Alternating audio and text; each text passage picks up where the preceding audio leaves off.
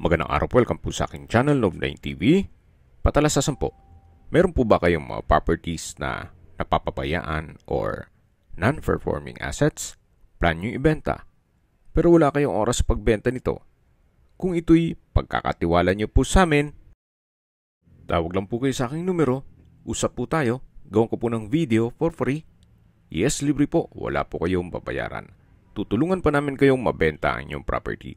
Kami na po bala sa marketing, sa boosting or paid ads. Even sa tripping, hindi na po kayo mapapagod sa pag-entertain ng mga buyers. Kami na po bala sa lahat. Tawag lang po kayo.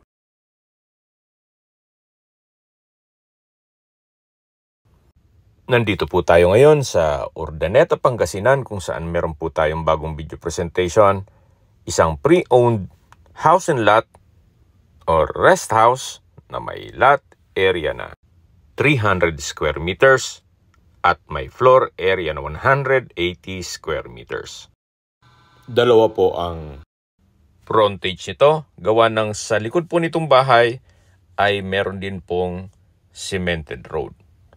So, ito pong property ay nakabakod na with fence and gate at halos hindi po natirahan to ni owner gawa ng nasa ibang bansa po siya. Meron po itong 4 bedrooms, 3 toilet and bath, 2 living room, may formal kitchen, laundry area, covered car garage or carport o garahe. Nakakasya 2 sasakyan, may covered lanay, meron pong pocket garden, at lahat ng glass windows ay meron pong security grill. Ang main door po ay meron pong aluminum screen door. Meron po itong balkonahe na naka-tile flooring. Ito pong pagka-finish o pintura, pulidong-pulido. Ito po'y owner's built, kaya quality po ang pagkagawa. Hindi po tinipid ang materyales.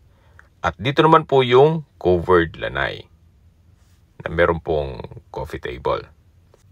Then, tempered glass wall and window na rin po siya.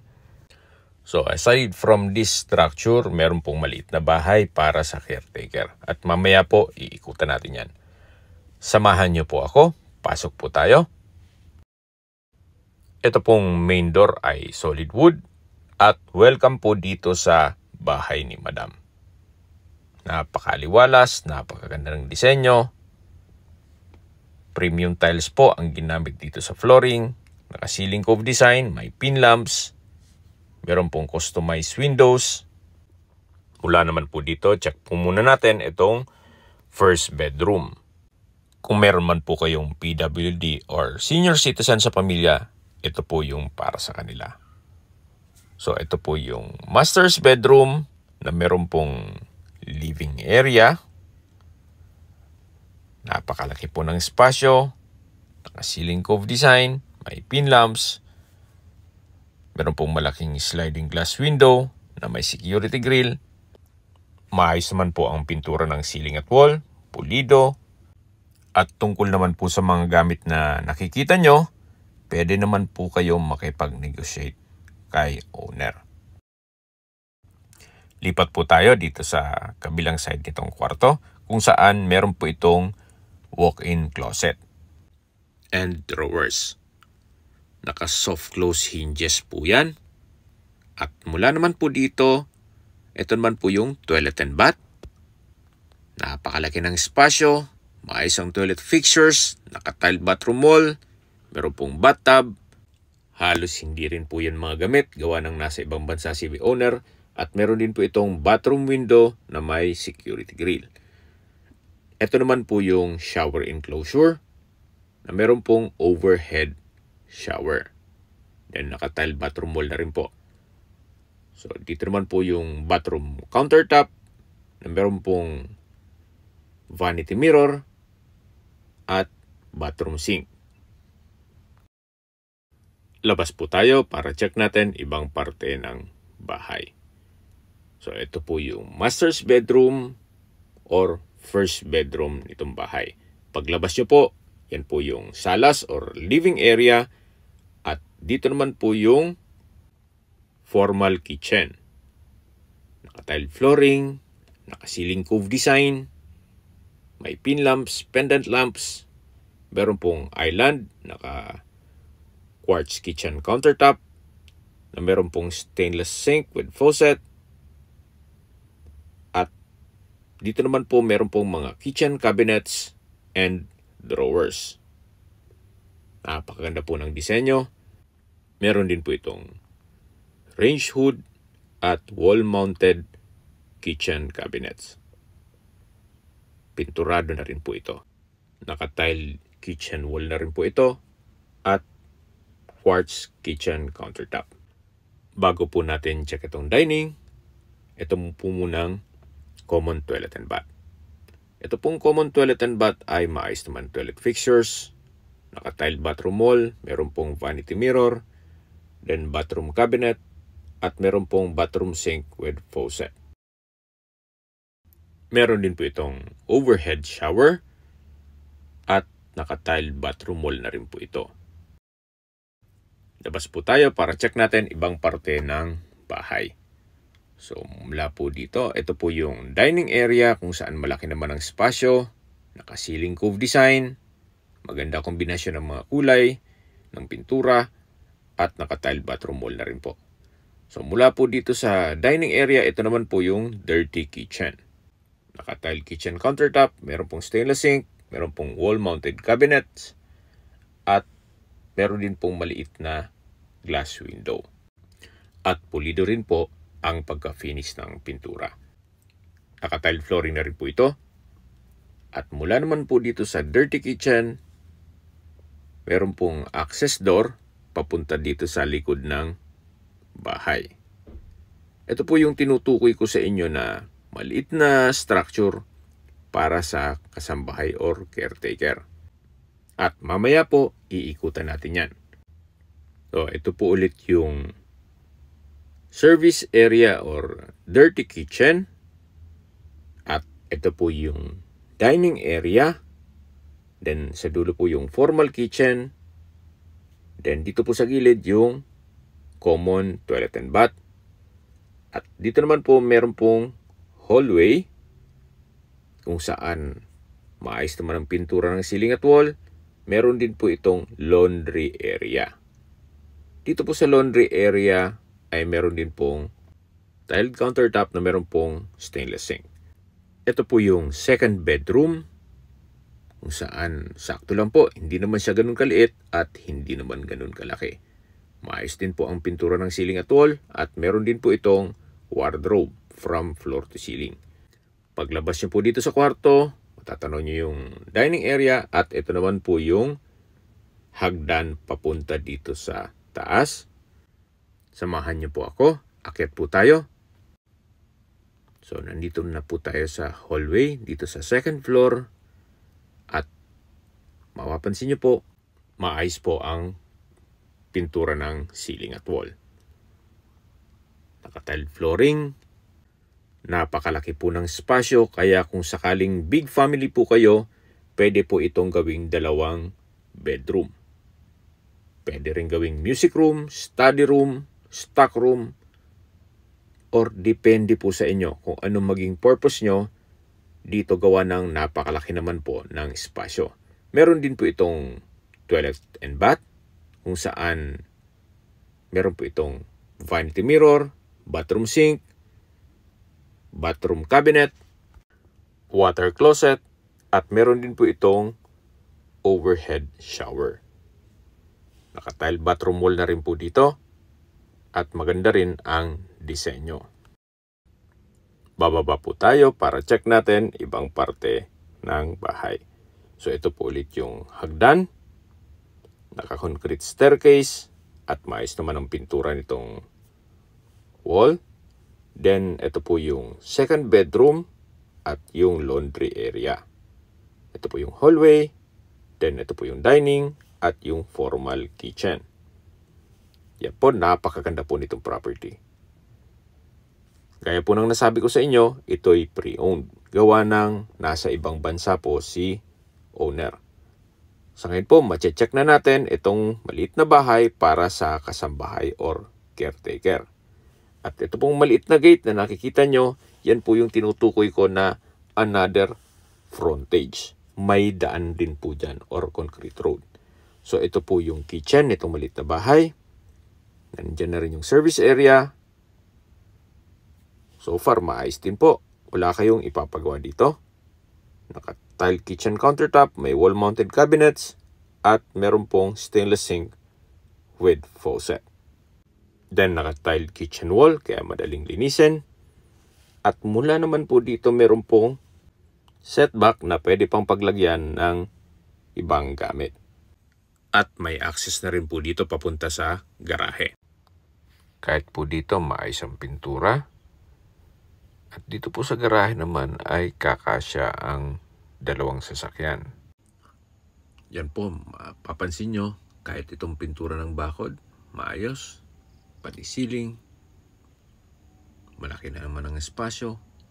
At ito naman po yung tinutukoy ko sa inyo na maliit na bahay para sa caretaker o kasambahay. Meron po itong aluminum screen door dito sa main door. Meron din pong maliit na salas or living area na naka-tile flooring. Then roof type po siya. High ceiling kaya maaliwalas. Meron din po itong sariling toilet and bath kung saan maayos naman ang toilet fixtures. Meron pong shower enclosure at overhead shower. Naka-tile bathroom wall na rin po ito. Then ito po yung stairs kung saan ito ay naka-wooden staircase at wooden handrail.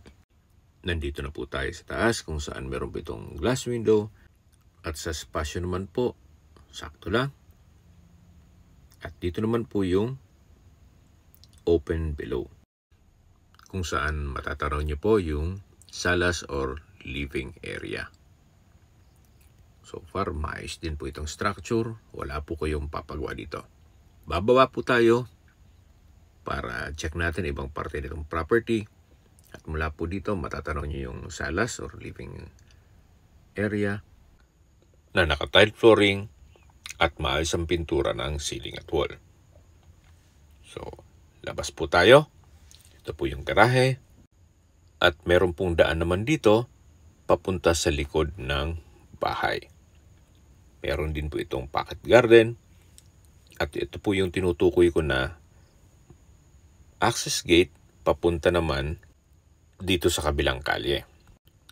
At kung sakaling marami po kayong sasakyan, wala pong problema. Gawa ng dito po sa likod ay pwede kayong mag-park or street parking. So, ito po yung back view ng bahay. Yan po, tunghayan nyo po. Napakatahimik ng lugar, sariwa ang hangin, at sa klima naman po, banayad lang. Hindi naman siya ganun kalamig at hindi naman ganun kainit. Kaya kung hanap mo ay isang rest house dito sa North, pwede na po ito sa inyo. Okay, pasok po ulit tayo. Ito po yung caretaker's house. At ito po yung main house. Then, meron pong setback dito na papunta sa stock room or power room.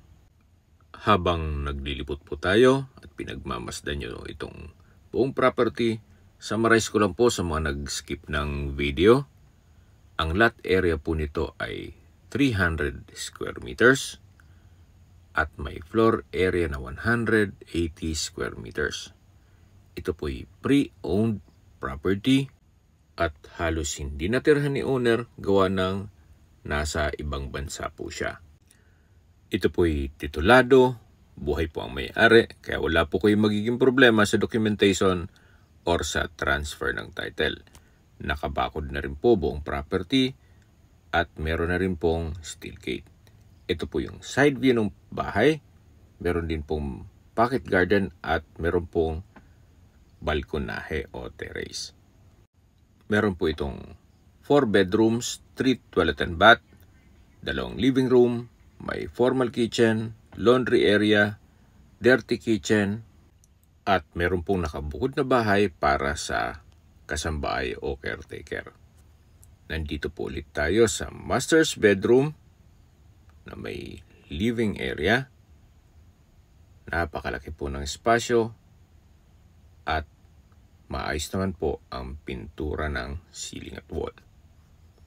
Ito pong property ay ready for occupancy. Kaya once na maibigyan nyo po ito, ang kulang na lang po ay kayo at ang gamit nyo. Ito naman po yung from floor to ceiling na wardrobe or walk-in closet at meron po itong sariling toilet and bath na meron pong bathtub. Naka-tile bathroom wall na rin po ito at meron pong shower enclosure at merong overhead shower. Maayos naman po ang toilet fixtures at meron po itong bathroom countertop and vanity mirror. Yan po, lalabas po tayo para check natin ibang parte nitong bahay. Bali po, itong ginagawa ko ay recap na lang. Gawa na yung iba po ay nag-skip ng video. Yan po ang purpose ko nito, kaya papasadahan po ulit natin itong buong kabahayan para just in case na nag-skip man kayo, mapapanood nyo po ulit. Ito po yung common toilet and bath. Maayos naman toilet fixtures, naka-tile bathroom wall, at meron din po itong overhead shower.